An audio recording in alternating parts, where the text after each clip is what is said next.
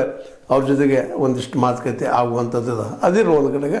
ಈಗ ಆ ದಿಶೆಯಲ್ಲಿ ಈ ಎರಡು ಜೋಡಿ ನಮ್ಮ ಗುರೂಜಿ ಜೊತೆಗೆ ನಮ್ಮ ಪೂಜಾರವರು ಇವ್ರ ಜೊತೆಗೆ ಇನ್ನಷ್ಟು ಒಂದಿಷ್ಟು ಒಳ್ಳೊಳ್ಳೆ ಜನ ಪೊಲಿಟಿಕಲ್ ಪಾರ್ಟಿಗಳ ಬಿಟ್ಟು ನಾವು ವಿಚಾರ ಮಾಡಿದಾಗ, ಯಾಕಂದರೆ ಇವತ್ತು ಕಾಂಗ್ರೆಸ್ ಇರಲಿ BJP ಇರಲಿ ಯಾವುದೂ ಇರಲಿ ಅವುಗಳು ರೈತ ಪರ ಇಲ್ಲ ಅನ್ನೋದ್ರಲ್ಲಿ ಎರಡು ಮಾತೇ ಇಲ್ಲ. ಅದಕ್ಕೆ ಅವ್ರವ್ರು ವಾದ ಮಾಡ್ಬೋದಿಲ್ಲ ಅಂತಲ್ಲ. ಯಾಕಂದ್ರೆ ಇತ್ತೀಚೆಗಳಂಥ ಕಾನಟ್ಟಿ, ಅದು ನಮ್ಮ ಸಾವಳಿಗೆ ಸಮೀಪದ ಕಾನಟ್ಟಿಯಲ್ಲಿ ಇಲ್ಲಂಥ ಒಂದು ಫಂಕ್ಷನ್ದಲ್ಲೇ ನಮ್ಮ ಈರಣ್ಣ ಕರಾಡಿ ಅವರು ಭಾಗವಹಿಸಿದ್ರು. ಮತ್ತು ಈ ಹಿಂದೆ ನಮ್ಮ MB ಪಾಟೀಲರು ಇವರ ಜೊತೆ ಭಾಗವಹಿಸಿದ್ರು. ಇವರು ವೈಯಕ್ತಿಕ ಒಳ್ಳೆಯ ಜನರಲ್ಲ ಇಲ್ಲಂತಲ್ಲ. ಆದರೆ ಇವರು ಹಿಂದಿದ್ದಂಥ ಪಾರ್ಟಿಗಳು ಅವ್ರ ಸಿದ್ಧಾಂತ ವಿಚಾರ ಮಾಡಿದಾಗ ಇಲ್ಲಿವರೆಗೆ ಯಾವ ಪಾರ್ಟಿನೂ ರೈತರ ಪರವಾದಂತಹ ಮತ್ತು ಅವ್ರು ಮಾರ್ಕೆಟ್ ಸಿಗುವಂಥ ಕೆಲಸ ಮಾಡಿಲ್ಲ ಅಂದ್ರೆ ಅಡ್ಡಿ ಇಲ್ಲ. ನೀವು ಬೆಂಬಲ ಬೆಲೆ ಘೋಷಿಸ್ಬೋದು ರೀ, ಆದರೆ ಬೆಂಬಲ ಬೆಲೆ ಸಿಗ್ತದನ್ನು ಗ್ಯಾರಂಟಿ ರೈತಗಿಲ್ಲ.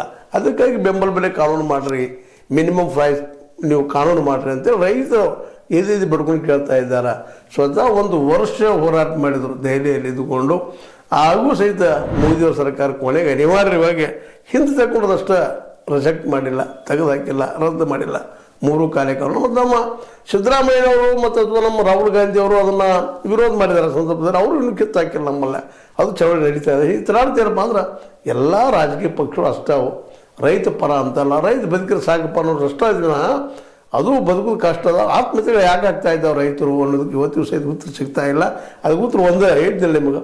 4,500 5,000 ತನಕ ಖರ್ಚು ಬರ್ತದೆ ರೈತರಿಗೆ ಕಬ್ಬಿಂದು. ಅದು ಮಾರಾಟ ಆಗ್ತದೆ 3,300 ಅಷ್ಟೇ ಕೈಗೆ ಹತ್ತದ. ಅದು ಎಷ್ಟು ಡಿಫ್ರೆನ್ಸ್ ಆಯಿತು, 1,500 ತನಕ ಲಾಸ್ ಆಗ್ತದೆ ಪ್ರತಿ ಟನ್ನಿಗೆ ಅಂತ ಒಂದು ಸಾಮಾನ್ಯವಾಗಿ ಅನಿಸಿಕೆ ಎಲ್ಲ ರೈತರದ್ದು. ಮತ್ತು ಸತ್ಯಕ್ಕೆ ಸಮೀಪನೂ ಅದಾವು, ಇಲ್ಲಂತಲ್ಲ. ನೋಡೋಣ ಅದರ ಮುಂದೆ